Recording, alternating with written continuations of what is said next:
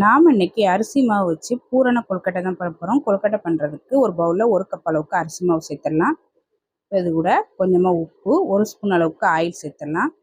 1 tumbler அளவுக்கு நல்லா சூடான தண்ணி சேர்த்துடலாம். தண்ணி சேர்த்து ஒரு ஸ்பூனை வச்சு நல்லா கலந்துடலாம். சூடு ஆறுனதுக்கப்புறமா கையை வச்சு மாவை நல்லா பிசைஞ்சிடலாம். மாவு நல்லா பிசைஞ்சிட்டு தனியாக எடுத்து வச்சிடலாம். இப்போ மிக்ஸி ஜாரில் 1/4 கப் அளவுக்கு பொட்டுக்கடலை, 2 ஏலக்காய் சேர்த்து அரைச்சி ஒரு பாத்திரத்தில் மாற்றி வச்சிடலாம். இப்போ இது கூட 1/2 கப் அளவுக்கு துருவின தேங்காய், 1/4 கப் அளவுக்கு நாட்டு சர்க்கரை சேர்த்து கலந்துட்டு தனியாக வச்சிடலாம். இப்போ பூரணம் ரெடியாக இருக்குது. இப்போ நம்ம ரெடி பண்ணி வச்சா அரிசி மாவுலேருந்து கொஞ்சமாக எடுத்து உருண்டை பிடிச்சிக்கலாம். பால் மாதிரி உருண்டை பிடிச்சி இந்த மாதிரி உள்ளங்கையில் வச்சு ரெடி பண்ணிக்கலாம்.